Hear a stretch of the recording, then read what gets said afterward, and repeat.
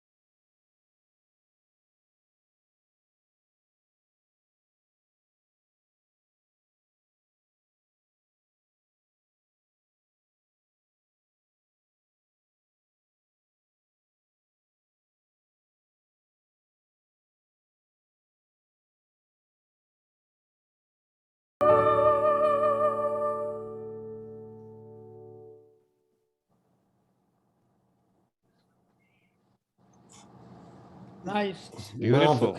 Marvelous. Nice. Beautiful. Very nice. You could hear it okay. Thank you for sharing. Right. Right. Excellent. So that's Emily. Normally she sings live.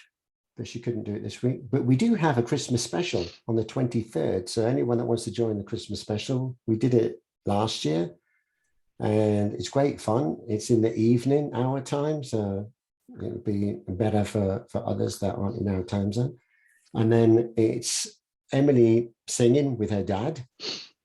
And then we play quizzes and things, typically Christmas themed quizzes, like name the movie with whatever or something like that. So if you want to join, it's great fun and we all participate. So I think, Pete, did you win it one year? Yeah. Apparently. Yeah, you shared the questions with him. The answers. Yeah, he seems to know all the movies, all the actors and everything. So Pete did win it. So anyway. I think it was just a day. Yeah, so it's good fun, right? So that'll be, I'll have to put a post out for that, but that'll be on the 23rd. Right. It's 7 p.m., right? Is it? 7 p.m. Yeah. Oh, cool. Right. Do we need to send it, put in our calendar, or did you send an invitation? No, I haven't sent anything yet because I had to confirm that the times with Emily first. Okay. So will you put it in the chat? Yeah, I will put a post out and it'll be the same, this link again. And then I'll send out the details. I'll put it in the chat and everything on LinkedIn. I know it's not a big option, but if Emily cannot sing, I can try myself. Yeah, you can dress up if you want, whatever. But anyway, we'll talk about that later. I'll send all the details, so don't worry about that now. So our 70th guest, beautiful Barbara. Actually, you're the only girl on the call. I know. Wow. So we have to take it easy with you. It's normally the other way around, right? I've been like the only guy and then it's full of girls and now you're the only girl. So right. They were harassing you, all right? Yeah, we have to be careful what we say now. Right. So Barbara, it's all about you. So let's take you down memory lane and let's learn a little bit about you. But before we do that, tell us where you are now living and where you're originally from. Right. I am now in Playa del Carmen. It's been 2 months between Cancun and Tulum. I don't know if everyone is familiar with this place. No. In the Riviera, Mayan Riviera, in the Yucatan Peninsula in Mexico. Yeah. So you speak Spanish? I do. I'm in the process of refurbishing my Spanish, as I say. All right. How long have you been there now? 2 months. All right. And what made you go there? Oh, that's a story. So I'm originally from Brazil, born and raised, southeast, in a state called Minas Gerais. And since I was a child, I had this dream of learning as many languages as possible and traveling as much as possible. And if possible, living in different places. Right. And I thought that would never be really feasible because I come from a background of poverty and very few people in my family were able to leave the country and even for vacation, right, or experience life outside of Brazil. But somehow it happened. So I left Brazil. I went to Canada, lived in Canada for nearly 8 years in total. Became a Canadian citizen. And then from there, life took me to France. And then from France, life took me to China. And it was just in July this year that I came back from China. And the project was to, from China, go to Canada for a few months to organize life. I had a few things to do there. And I also wanted to see my friends. And from there, go to Costa Rica to live in Costa Rica for a year. Take what I initially called a sabbatical year, but it was more of an investment year. I wanted to focus on writing my book and just learning, reading, and volunteering with regenerative organizations. But there were unforeseen circumstances that ended up bringing me to Mexico instead. And I now understand that it's exactly where I need to be. Right. So hang on about how you got there. Let's just stay in the past at the moment. So let's just go back. So grown up in Brazil, because I mean, my wife comes from a poor city as well, and not many people kind of escape and see the world. They grow up, and if they aspire to own a home in that city, then they feel they've made it. So to actually leave the state or the city, let alone the state, and then the country, is a dream for most people. So I guess it's very similar to where you were. So what made you decide that this kind of life isn't for me? I want to see the world and do something different. Is it something you always had inside you, or something that triggered it? I believe I've always had it inside me. As I said, as a child, I had this fascination for the outside, what is beyond what I can see in front of me. And I had an aunt, the one I was telling you about earlier, who lived in Switzerland. And my mom used to tell me that she spoke 7 languages and that she had traveled the world. And as a child, I was really fascinated with the idea of speaking so many languages. There's one story that I love sharing because it's very dear to me. I was maybe 8 years old, 7, 8, and I was in the backyard with my dad, and my dad was explaining to me about languages because I asked him, I said, what is this thing with languages? Can you please tell me what it is? And in Portuguese, the word that we use for language is tongue, right? And then my dad told me, well, there are many different places in the world and they're called countries. And every country has their own tongue, right? And we use the verb has. I'm trying to match the way he spoke so that you can understand how I got to the conclusion that I got. And I said, okay, so each country has their own tongue. And then I started trying to understand how people could have different tongues. And so the visualization that I had in my mind was like, okay, so in Brazil, the tongue is flat. So maybe in another country, it's like this, and another country, it's like this. And so I started imagining a 360-degree kind of possibility of tongues and assigning them to each possible country. That happened in my mind. It was like, so that means that in certain countries, the tongue is vertically positioned. Obviously, I didn't use this sort of vocabulary, but today, this is how I would explain my thought process back then. And that, I think, created a passion, like this curiosity, this drive that emerged later in my life in terms of learning languages and exploring the world. But what prompted my project to go to Canada was that I was in university studying linguistics back then, and we were in a conference about francophone countries. And we had received a professor from Montreal to talk about Canada, to talk about the French language. And I just fell in love with Canada. I said, I need to go to this place. This place seems to be everything that I've dreamed of in terms of quality of life and education and lifestyle, and the possibility of honoring aspects of who I am that I don't see being embraced in my country, right? I'm talking about the possibility of pursuing careers that are not necessarily encouraged in Brazil because there's no space for them to be, right? So growing up then as a kid, did you learn English or not? So we learn English as part of our standard curriculum in every school. I'm saying this, I'm generalizing. Obviously, this is more or less accessible depending on the school where you are. I went to private schools, and so I had English grammar lessons once a week. I think it would be the equivalent to in Europe learning French or learning German, depending on where you are, right? Mm-hmm. So you learn the grammar of that language. You don't get to practice it very much. So how did you get on with it then? Pretty easy. I taught myself most of it. Watching movies.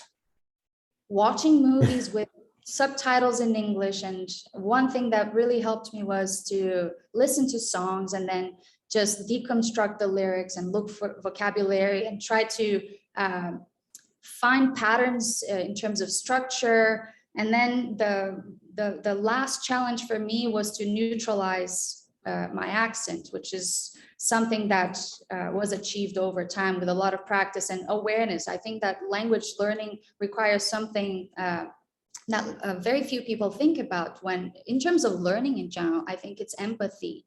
When you empathize with the person in front of you, your learning abilities, they escalate exponentially.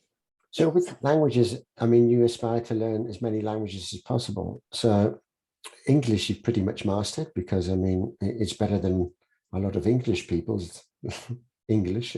It is. Yeah. I mean, when I go back home to the UK, I mean, the quality of English is not so good these days, but I mean, it depends on who you mix with. So what made you go to Canada? Yeah, so it was that conference, the idea of living in a country that would provide me with better opportunities in terms of safety, education, quality of life, access to a number of things that in Brazil were really difficult to access. And this first possibility of getting out of that space that felt limited, you know, expanding my horizon. That was really the idea that came to me. So where in Canada did you go?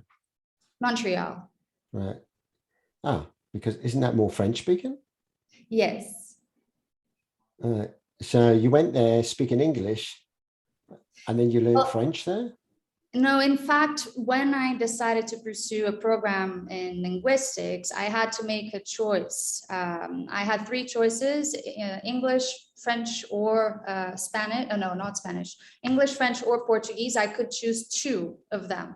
Because English was a language I was fairly familiar with, I said, well, the obvious thing to do is to learn French. And my dad had a passion for French, and he used to teach me a little bit, and we used to listen to French music at home as well as Italian. My dad was passionate about languages as well. And so, okay, let's choose French. And so I graduated with a teaching certification in French and in Portuguese. So when I went to Canada for the first time, that was 2005. And it was also the first time I left the country. I was 22 years old. I spoke intermediate English and intermediate French, but I had learned French from France. And so arriving in Canada, in Montreal, was quite challenging because they speak Québécois. Mm-hmm. And so while I was able to formulate sentences and get my ideas across, I wasn't able to understand what people were telling me most of the time, because of the accent, because of expressions that were particular to Quebec, right? So that was a big challenge in the beginning. Okay, so before we get to you going to China, let's just talk a little bit about your childhood. So you have siblings?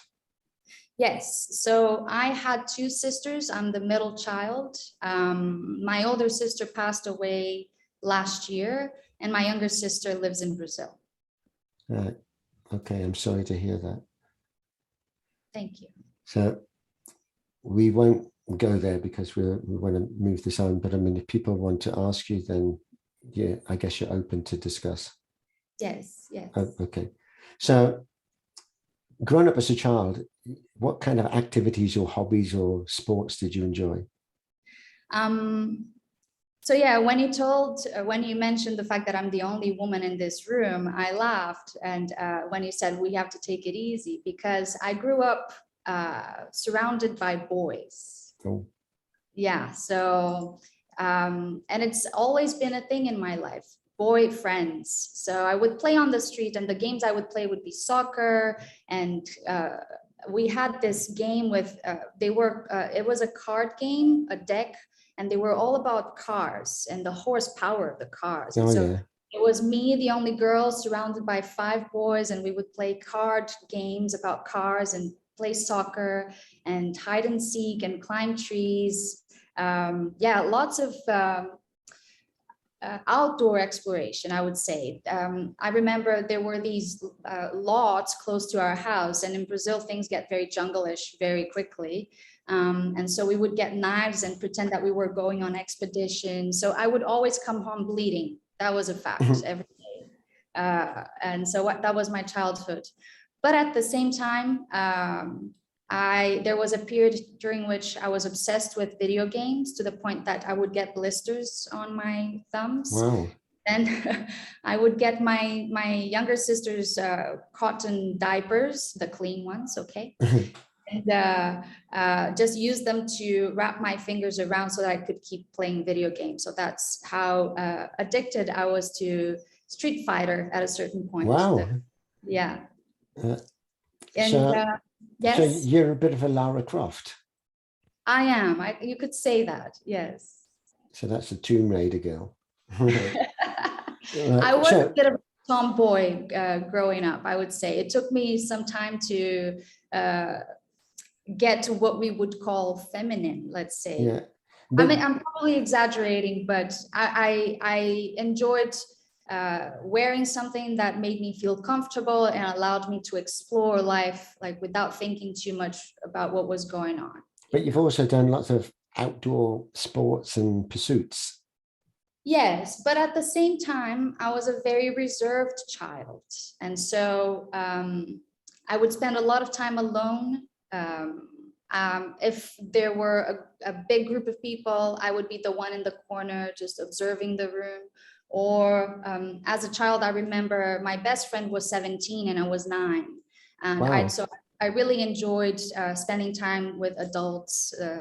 I remember when I was 12 and I wanted to buy some sort of coat, and my dad took me shopping, and the coat that I chose was like, that's for a 60-year-old woman. I think you need something more appropriate for your age. So there was this comfort with what was beyond what I could see always. And as a child growing up then, because you spent a lot of time on your own, I mean, did you find kind of that more of an inner self moments in a way that you became more spiritual? Looking back, I can say so. I had a relationship with the night. With who? With the night. With the night. The nighttime. Oh, okay. I thought you meant knights in shining armor. No, with the nighttime. Okay. As a child, I would experience visual. I would have visual experiences that I couldn't understand. I would see things, and I remember being very afraid of them and not understanding what they were and why they were happening. So yeah, very early, I had this relationship with the otherworldly, let's say. There's a story, and it's still something that intrigues me very much. A story that I told thinking that I was actually talking about something physical. The story is, one day I was in the backyard, and a baby falcon landed on my grass. This is a true story. And on the grass in the background. And so I took the baby bird in, and I took care of the bird, and the bird became my best friend. And I have vivid memories of this bird walking on the street on my shoulder, going to the bakery with me and coming back. And then, you know, one day the bird flies away, and that's the story. And I told people this story many, many times. But it was only in the past 2 years, maybe, that I went deeper into my spiritual awakening, and I started just deconstructing the story, which is something that I've been doing with a lot of things in my life, just unlearning a lot of things, just challenging what I've always thought, or what I thought I saw. And I looked at that story and was like, there's so many missing pieces here. What really happened? What was this bird? Where did it come from? And I got to the conclusion that it was possibly my spiritual animal. It was something that I saw as a child that did not exist, because I started thinking, did anyone else know about this bird? I don't think so. Like I tried to remember if my parents knew about this bird, or friends. Nobody knew about this bird. And so I got to the conclusion that it was my imaginary friend, a falcon, walked around with me in the neighborhood. I was probably 9 years old. Yeah. So very. But in saying that, we had a guest, Sheila. She's a dream decipherer. Oh. And I mean, it's a fascinating story how she got into it, but she could then help you understand what the dreams mean. Yeah.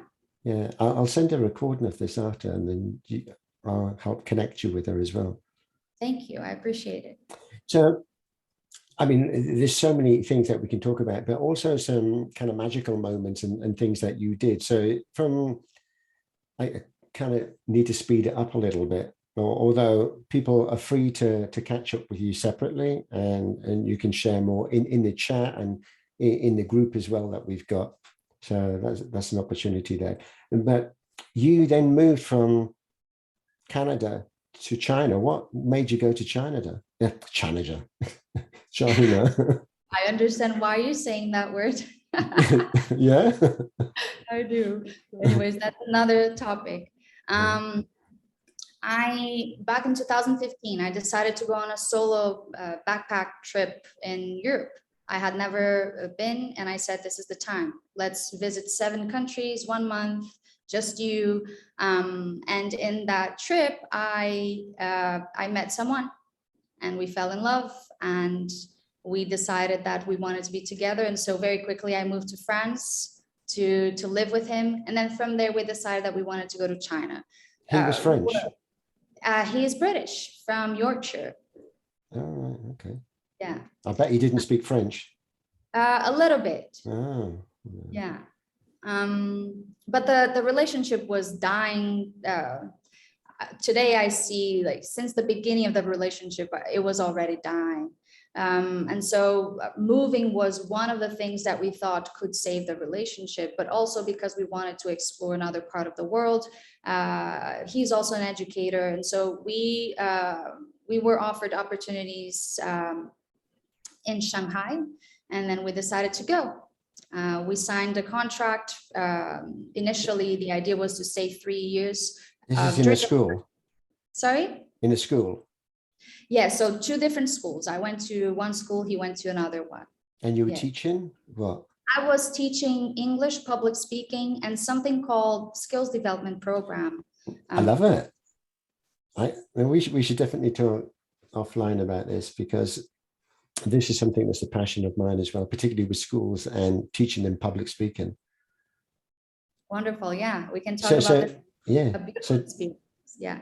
But had you had public speaking experience before you went there to teach that? Since I was a child, I have pictures of different situations in which I did public speaking. I think the first time I was probably 9. But you mentioned you were kind of a shy kid. Yeah, so it's both. I am an outgoing introvert. An outgoing introvert. Yeah, so I need my time alone to recharge. When I spend a lot of time with people, I feel drained. It also depends on the kind of people. But you actually find that a lot of comedians are actually introverts. Yes, yeah. So it's a different them when they're on stage, but behind the scenes, they're the opposite. Yeah, and I understand. I really appreciate my alone time, time to go inwards and meditate and journal and just be with myself. That's one thing that really changed my life when I started cultivating and honoring that space. Okay. So you went to China and you're in a private school, I guess. It's a private school. Yes. And then you teach. How did the subjects go? I mean, did the kids enjoy it? Yes. So this was a middle school, grade 6 to 9. I guess in Britain, it would be year 5 to 8, right? The equivalent. And Chinese students are just amazing. The resilience that they demonstrate and the level of respect and dedication is something that we don't see to that level here. And their English speaking was good? Yes, so I was part of an international program, and the idea is for them to learn everything in English. There's a progression that happens from grade 6 to 9. In grade 6, 55% of the learning is in English. The other 65 is in Chinese. And then that percentage in English grows as they progress towards the end of middle school. Okay. So by the end of middle school, it's 85% in English, 15% in Chinese.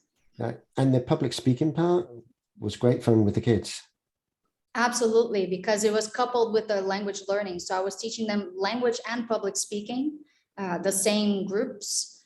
And so that was an opportunity for them to, it was kind of a lab, right? At the same time that we were fostering different abilities, just self-confidence, for example, body language, cultural sensitivity, you know, communication and presentation strategies. So much we can learn with public speaking, right? Posture.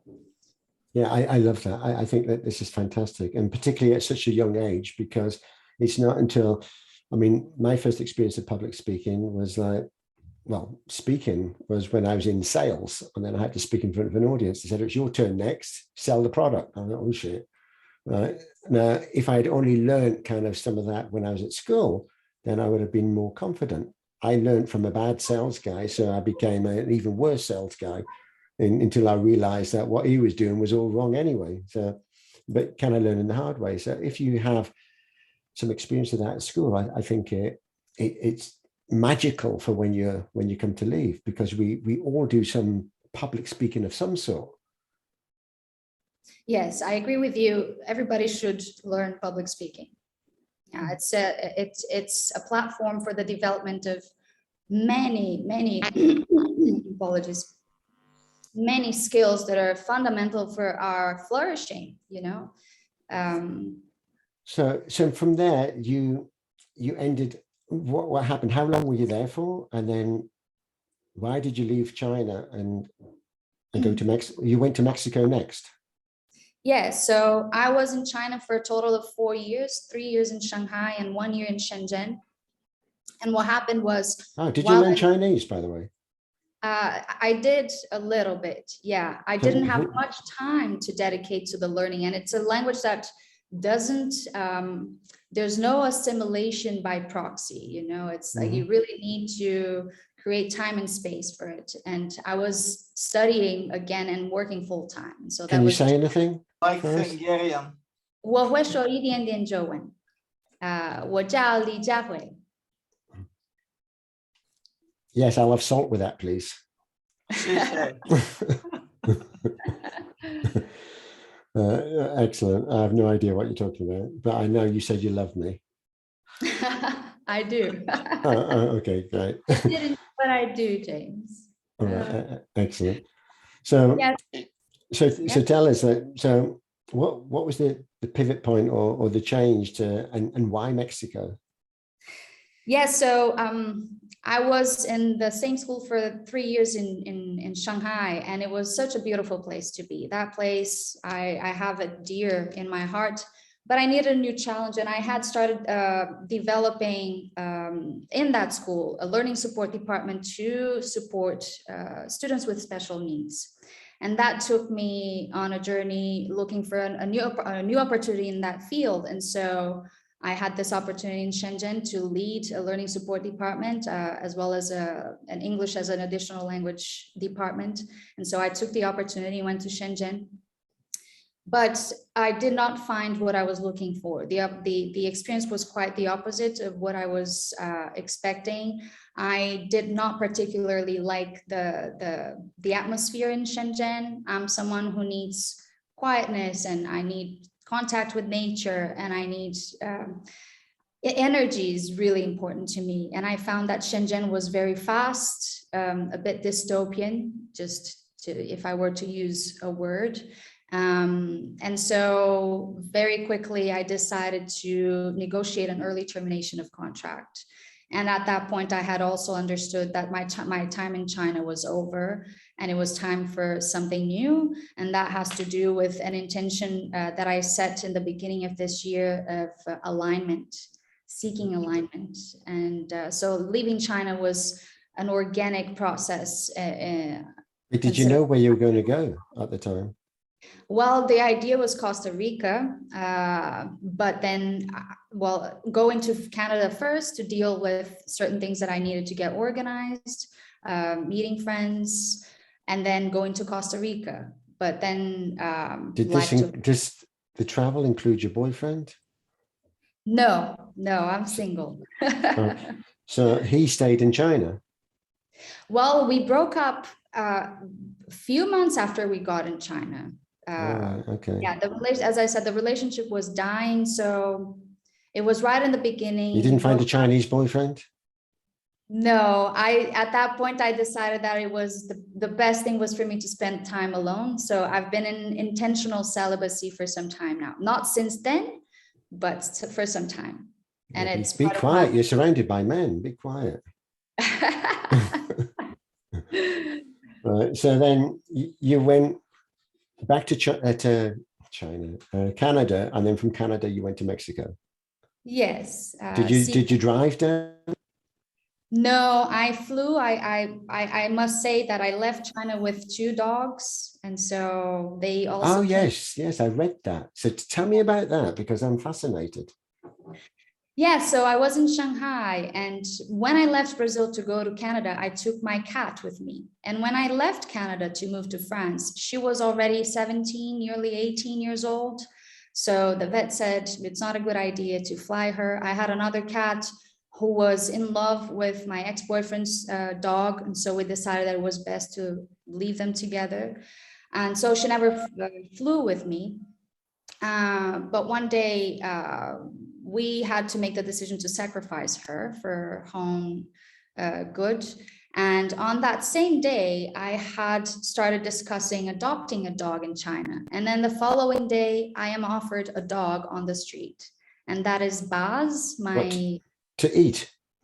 No. Although that's a problem in China, not in general, but in certain parts of the country, absolutely. You saw a dog in a cage, you said, I'll have that one. And they were just about to put it into a hot pan. You said, no, not to eat.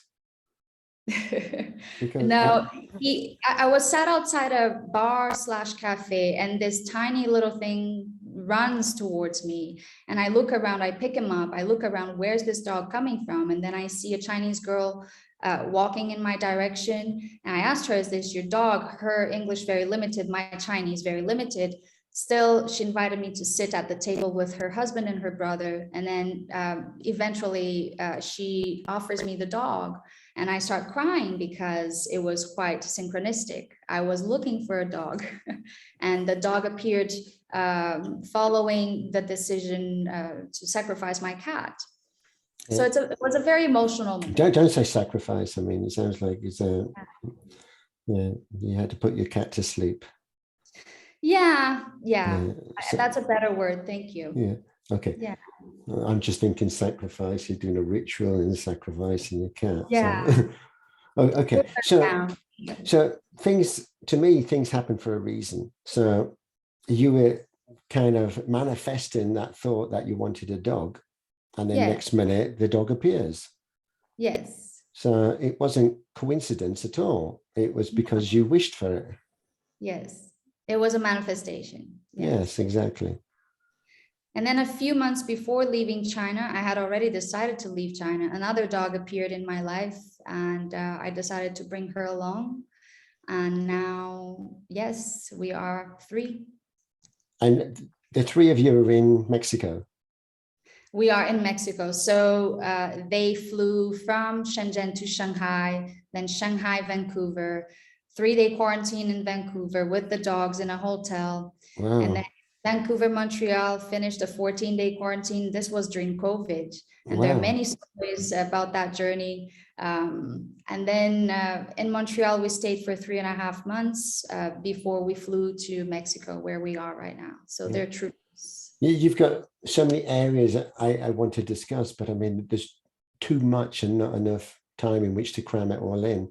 So I want to get to what you're doing now as well. So now you're in Mexico. So you've been there a few months or so?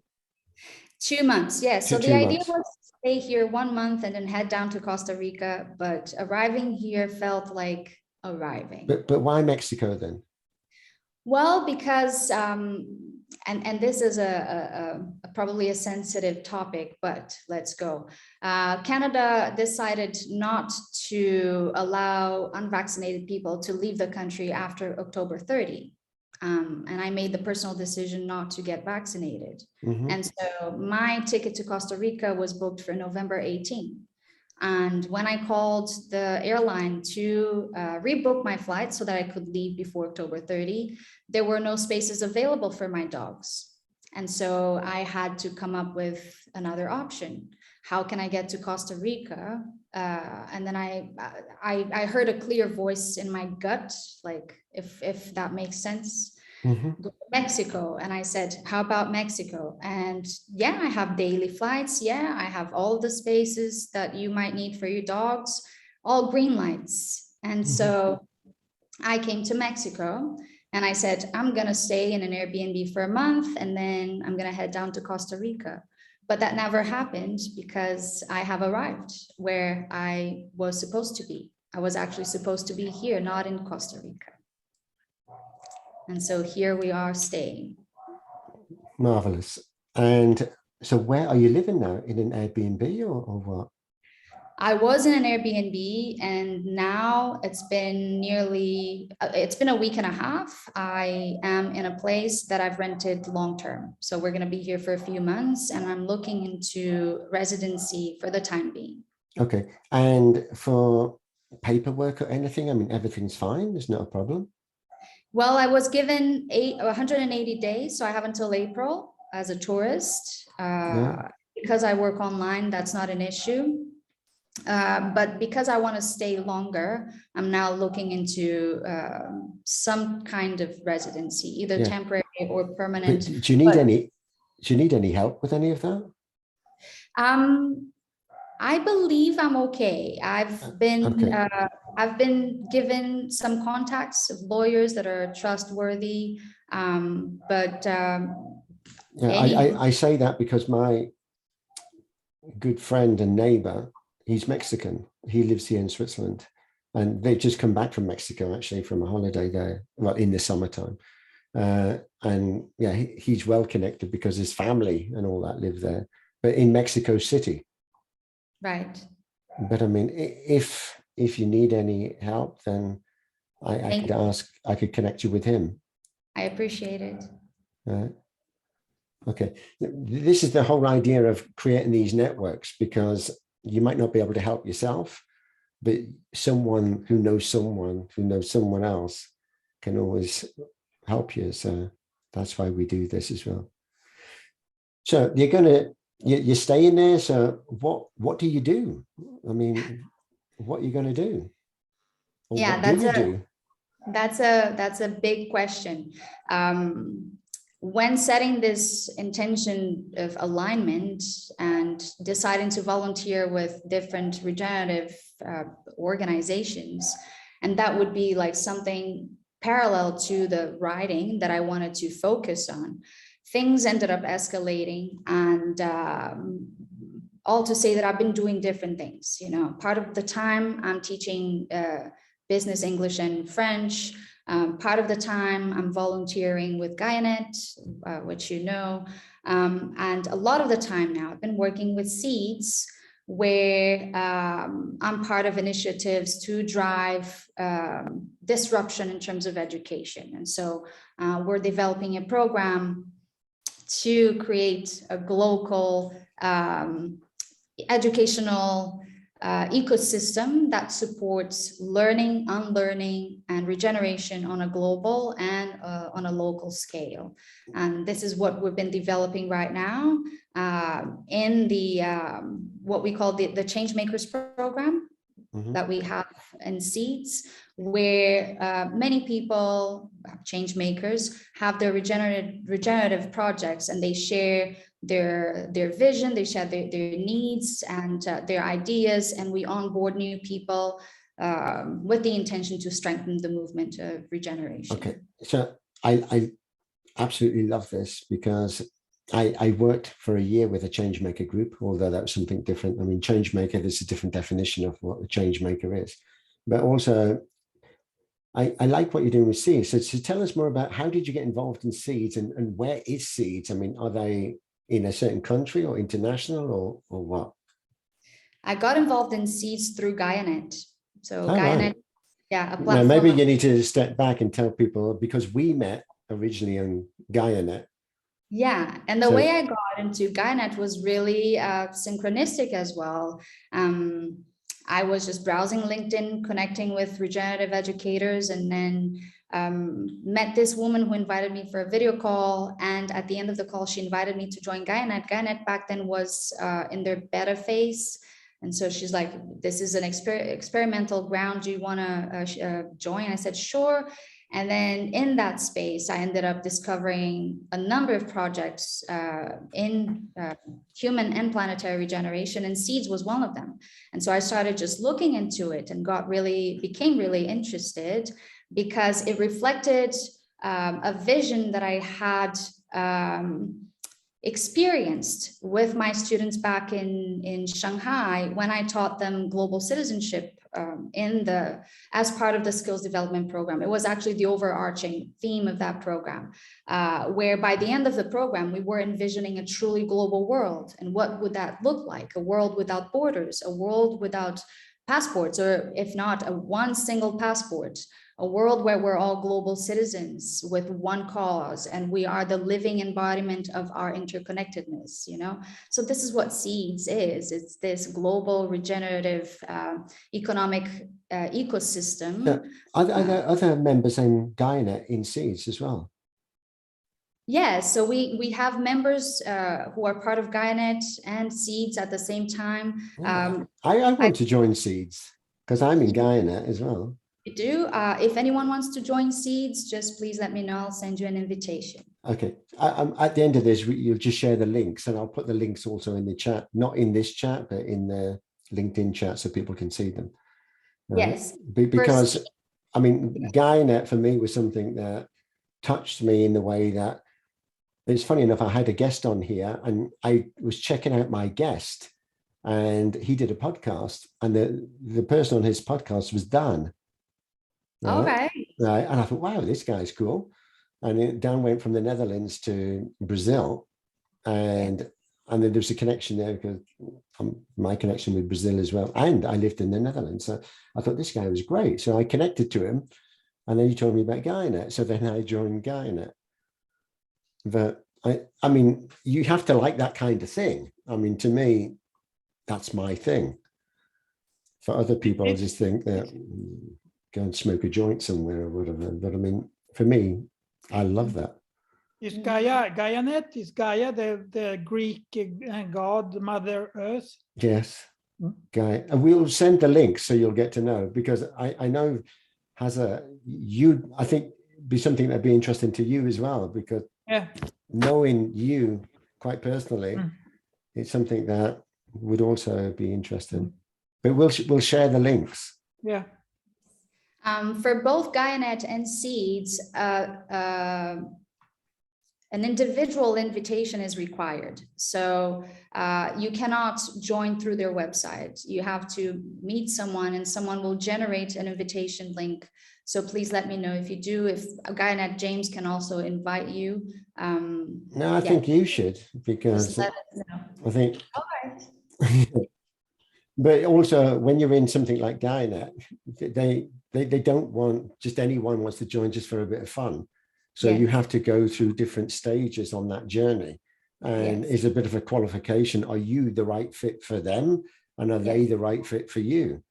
And you align your beliefs in the same way. And if you don't get through the gates, then you'll never get in to 𝗬𝗏𝗏. Yes, that's a very good point. We, as members of 𝗬𝗏𝗏, we're vouching for the people we're inviting, and we're trusting that there's alignment between 𝗬𝗏𝗏𝗏's vision and their individual vision. Yeah, and they go through a hero's journey, let's say, as they get through the gates, as you very well described. So you also do your own training programs. My own training programs? Yeah, you also have some programs that you offer. You mean as a language educator? No, I thought you do some coaching or something. I mean, you do meditation and other things. Yes, thank you. So it's what I called regenerative coaching. It has to do with personal development, looking inwards and creating strategies, ways of living, and habits that foster human regeneration, which would be this idea of looking at who we are, what we do, and asking as many questions as we can to challenge the notions that we have about ourselves and how that being that we've created is serving not only ourselves, but the people surrounding us. So, for example, do I identify degenerative mind patterns in my life? How is my mind serving me? Or am I a slave of my own mind? And how do I look at the world? How do I relate to people? Is it from a judgmental place? Is my interaction with people creating abundance, creating something new, or is it destroying? Is it extractive? So it's a deep dive into some philosophical aspects of our existence, but also very practical aspects, right? How we can incorporate meditation and yoga and journaling as part of our self-discovery, self-exploration, and healing. So it's all about healing, identifying wounds, and going on that journey, looking at ourselves and actually meeting the person who lives inside, not the person that was unconsciously created by the system, right? Or that we allowed to come out because of these needs that were imposed onto us, and we are maybe not even aware of. So it's about going beyond what I love it. I mean, it's basically a rediscovery of who you really are, because if you don't know who you are, then nothing really matters. Yes, so it's kind of the foundation. Once you've built the foundation, then you can build upon that. But if you don't know what the foundation is, there's no plan. There's nothing really there in place.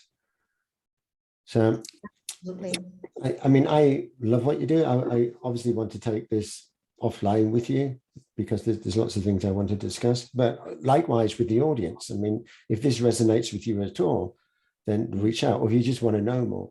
So typically, who would your clients be for this? Well, this I was providing right now, not so much, because I'm mainly focused on the educational cultural project within the seeds ecosystem. But that was provided as part of an initiative called, well, it's an organization called 𝗬𝗢𝗨𝗥. It's Brazilian originally, and it's a collective of developers, software developers. And I found very thoughtful of them to provide services in terms of personal development for people who are looking at expanding their careers in IT or starting a career. So they support people on that journey of growing professionally. And one of the things that they offer is this aspect of self-discovery, personal development, knowing yourself, health, right? So it can be manifold. So are you technically self-employed then? I am self-employed at the moment, funding myself, as I would say, because the idea was to go on a sabbatical year. So the idea was to live off some of my savings, but that felt very uncomfortable eventually. And I thought, I need to see some income. And so that's why I do so many different things. But the idea now is for me to focus on regeneration, mainly human regeneration, because I see that as a prerequisite for planetary regeneration. If we don't regenerate ourselves as human beings, we cannot embody that living understanding of interconnectedness and create impact on the planet. And this has a lot to do with trauma. I have a history of traumas in my life and navigated many of these spaces. I have, as I say, I have an intimate relationship with darkness, which allowed me to understand how important it is and how the concept of darkness is twisted to be seen as negative, but once we befriend darkness, it has so much to offer us. It's just like a seed in the dark soil, right? Darkness is just the absence of light. So Yes. once you shine the light, then there's no darkness. Yes. And that's why the seed comes out the soil, because it's attracted to the light. Exactly. So darkness is one side, but flip it the other way and you've got the light. So it can be seen as a positive as well. Anyway, I wanted to use this last moment, a few moments or minutes that we've got left, to open it up to the audience, because you can either ask questions to the audience or they can ask you any questions, because they're here to interact as well. So if anyone's got any questions, then feel free to jump in. Or if you've got any questions to the audience. Can I ask? Far away. What, you're coming from Brazil. Did you have any time during all these traveling around, any wish or, going back to Brazil and settle down there or something like that? Or it was always like, okay, once I left the country, I'm out and not looking back? Very good question, Laszlo. Thank you for asking. And I wish we had more time so that I could explain in detail. Well, you can stay on as long as you want. I mean, I'm just thinking of the audience. I have a call like in 3 minutes, so okay. I can't stay much longer.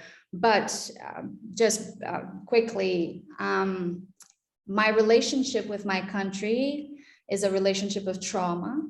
And so when I left Brazil, I was leaving that space, and with the hope to create an opportunity for me to regenerate, right? As I understand now, to reprogram myself and to create the opportunity for a better life in that sense. So there are many difficult memories associated with Brazil. And so in the past year, since leaving Brazil, which was 12 years ago, there was a place of denial. There was like, I don't want to deal with this. I don't want to go there. Going there was extremely difficult. Many times I would have anxiety attacks on my way to the airport and dream of being stuck in Brazil and not being able to leave again. And that has to do with family traumas mainly. And in the last couple of years, I'm happy to say that relationship started healing, and this calling to go back and explore and give back and create a new encounter with my Brazilian self is emerging. And so I see myself going back for a longer period of time and exploring parts of Brazil that I haven't explored yet. I'm fascinated with the Amazon forest, and I would love to spend, for example, a month with an indigenous tribe, learning about their wisdom and the way they live. And so it's been a process of healing my relationship with my country, which is associated with family traumas mostly. Nice. Come on, fire away, everybody, because you've only got a minute left before we have to wrap it up. I have a question, but it probably takes more than a minute. It's kind of a philosophical question. I'm impressed about your multicultural experience that you have. And have you, with those years you have been around, seen or noticed people's relation to being a human being and the nature? The human being and the nature and the religion that we have all over. I know it's a big question, but I would love to hear you a little bit about that. Absolutely, Hessa, especially in China. I saw that very clearly. Like, when you see gray and then you see black and white, and then the black and white is right in your face and you say, whoa, this is really telling me a lot about much more that happens not only here, but outside. So I saw it was a sample of what the future will look like for many of us in different parts of the world. Yeah, by living there and also experiencing different parts of the world, that gave me the opportunity to experience different perspectives and understand what we have in common. Well, to the extent that I could. Obviously, I didn't travel the entire world. There's a lot more to see and a lot more to learn. But what I saw and what I experienced gave me enough material to understand what you're talking about, at least to the best of my ability at this point. Yeah. Right. So I would love to dive into that with you. Yeah, I think we have to cut it off now because you need to jump on a call, don't you? Yes, Barbara? yes, I do. Right. So anyway, we'll just wrap it up now. So first of all, Barbara, you've been a fantastic guest. There's so many things that I want to talk to you about, and I'm sure others will as well. There's so many things we didn't cover because there's just so much, right? You fascinate me, and yeah, I want to discover you more, right, and your stories. So in saying that, do join if you can on the 23rd. I'll put the post out, and if you can join that, that'd be great fun. And if you can share any links that you want to share with us, I'll post them also in the LinkedIn chat so people can see them there. And then if they want to set up separate calls with you, then feel free to connect with you and you can do that. So is there any closing kind of thing you want to leave us with? Because I know I asked you that question in the questionnaire. So if there's something that you want to leave us with. Yeah, that would take maybe 5 minutes. So I'll take the opportunity to just say, looking inwards, I think it's key for the healing that we need to experience on a global scale in order to change what we see right now. And we really need to change what we see right now because we're entering a great collapse. When I say great, it's in terms of size, obviously. It's enormous and we need to do something about it, and we are running out of time. But I would also want to mention that my birthday is coming up and I'm using it as a platform to raise funds for 3 projects in Africa. So I'm going to be sharing that link for this crowdfunding campaign. It's happening through seeds. It's going to be backed up by seeds. We're going to be offering seeds in exchange for fiat. And so this is something that I would love to explore more, but I would just want to leave the invitation to check that link. And if it resonates with you, to please donate. Okay. You're going to find out more in the next 2 weeks. So please share all the links that you want, right? Yes. And we'll put them out there. And it'll be your 24th birthday? 39th. No way. Yes. No, really? Birthday. Yeah. 1983, January. Wow. Well, I would not even have thought you were older than 28. Thank you. Okay. I'll take that. Right. Okay. So on that note, hopefully see you on the 23rd. Everyone's welcome to the 23rd. Barbara Lima, you've been our 70th wonderful guest. So I thank you very much for your time and your stories. And if they've resonated with people, then feel free to reach out and connect. Yes. And I'll share the links and I'll give you a copy of this recording once it's processed. So on that note, thank you everybody for attending. And there's no guest now until January. We have a break for the Christmas period, but we do have the Christmas special on the 23rd. So I'll hopefully see you all then. So have a great weekend. Thank you so much for this opportunity. Thank you all for sharing space with us. Bye bye. Au revoir. Thank you, everyone. Yes, doc.